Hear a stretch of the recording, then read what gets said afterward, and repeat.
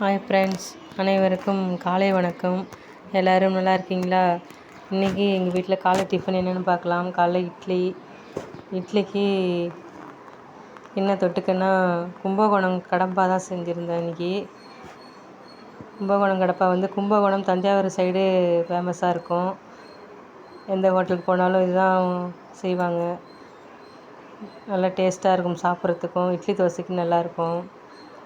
இப்போ வாங்க இது எப்படி செய்யலான்னு பார்க்கலாம்.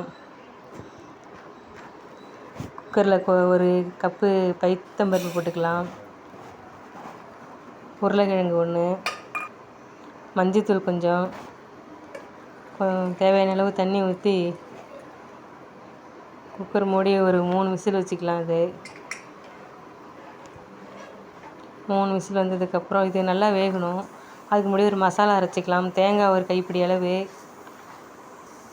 இஞ்சி ஒரு துண்டு, பச்சை மிளகா உங்கள் காரத்துக்கு அந்த மாதிரி போட்டுக்குங்க, பூண்டு ஒரு 10 பல், கசகசா கொஞ்சம், பொட்டுக்கடலை கொஞ்சமாக போட்டுங்க. கொஞ்சம் போட்டு எல்லாத்தையும் நல்லா நைஸாக அரைச்சி வச்சுக்கணும். இப்போ நம்ம பைத்தம்பருப்பு உருளைக்கிழங்கு எல்லாம் நல்லா வெந்துருச்சு. கொஞ்சம் இதை நல்லா மசிச்சு விட்டுக்கலாம். இப்போ நல்லா மசிச்சு விட்டுப்போம்.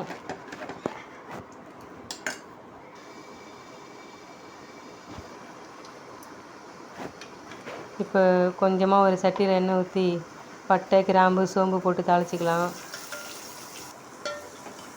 கொஞ்சமாக வெங்காயம் நல்லா செவர வதக்கிங்க. இதில் கொஞ்சமாக தக்காளி போட்டுக்கலாம்.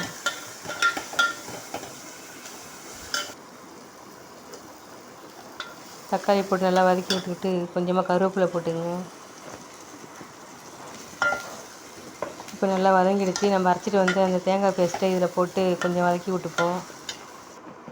சும்மா கொஞ்ச நாள் வதக்கினா போதும், இதுக்கு ரொம்ப நாள் வதக்க வேண்டாம். இப்போ நல்லா வதங்கிடுச்சு.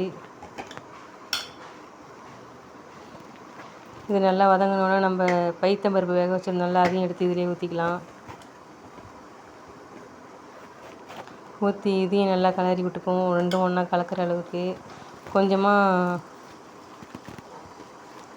உப்பு போட்டுப்போம். தேவையான அளவு உப்பு போட்டு நல்லா கிளறி விட்டுட்டு இப்போ இதுக்கு கொஞ்சம் தண்ணி ஊற்றிக்கலாம். ரொம்ப கெட்டியாக இருக்குது. தண்ணி ஊற்றி நல்லா கொதி வரட்டும். இது கொஞ்ச நாளைக்கு கொதிக்கட்டும். அப்படியே